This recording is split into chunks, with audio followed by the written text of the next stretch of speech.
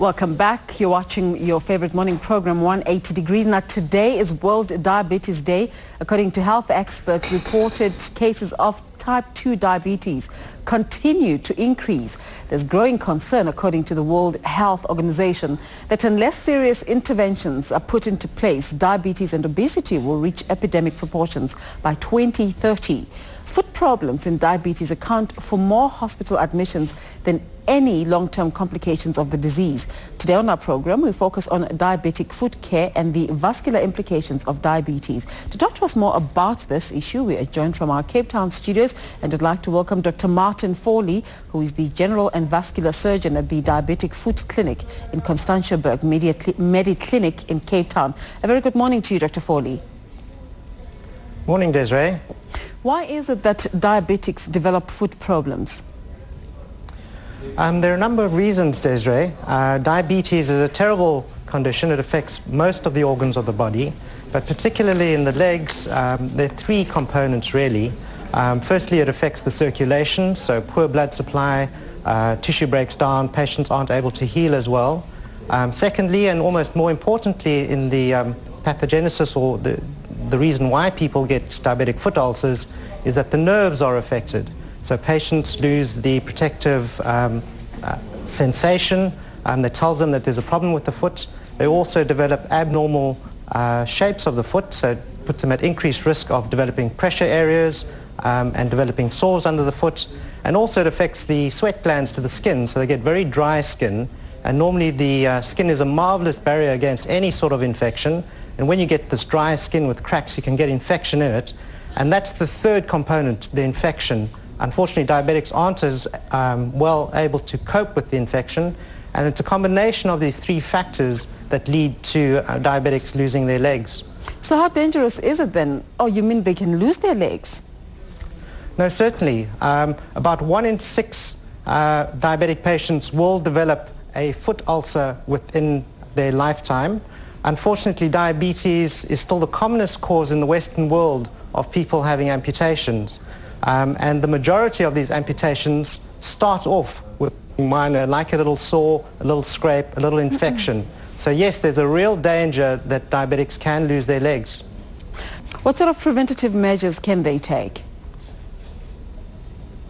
I think I've lost the sound. How can they prevent getting these infections? We don't seem to be able to connect to Cape Town anymore.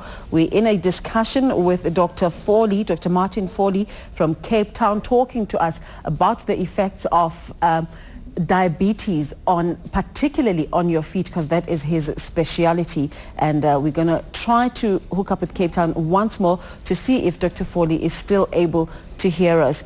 Dr. Forlee, can you hear us now? I can hear you now, Desiree. I was just saying, what sort of preventative measures can one take to avoid an onset of these infections? Well, there are a number of things, and they're relatively simple measures, Desiree, and it's been shown to have a huge effect in preventing actual amputations in diabetics. So the first thing is just regular inspection, and that's by the patient, but also of the healthcare giver. So daily inspection of the feet, cleaning and drying the feet, making sure that there are no sores that are developing. The second thing is to wear appropriate footwear, and often just the shoes that the patients are wearing start the whole problem. If they're wearing shoes that are too narrow, it causes friction and break down the tissue. The third thing is education, which is very important not only for the patient but also for the family and also for the healthcare giver. It's also very important as a healthcare giver to identify the patients at risk, because the old adage certainly holds true that prevention is better than cure. And if we can identify those patients at risk and institute the solutions before they get to the stage where they're in danger of losing their legs, well, that's the first prize. So when you already have had those sores, those infections, what sort of treatments are available for diabetic foot problems? It depends what the underlying cause is, Desiree. So if they've got poor circulation, that needs to be addressed. If they have poor nerve supply, where they can't feel the foot and they've got abnormal pressure points, They need to have special types of shoes or shoe inserts to relieve the pressure. But the main thing is that the whole approach to diabetic foot care should be a team approach. So it's not one single person that's looking after the patient. It involves the patient, involves the family, it involves their primary health caregivers, the nurses, the GPs. But then also when they do develop a problem, it's important to involve a whole spectrum of people. So you may need a surgeon, you may need an endocrinologist, you certainly will need a foot care specialist like a podiatrist. So team approach is what's made the difference in the world. Thank you so much for giving us those tips. Dr. Martin Forlee, he's the General and Vascular Surgeon at the Diabetic Foot Clinic in Constantiaberg, the Medi Clinic in Cape Town. And we were talking about the effects of diabetes, particularly on your feet, in relation to today's commemoration of World or International Diabetes Day. Let's take a break for now.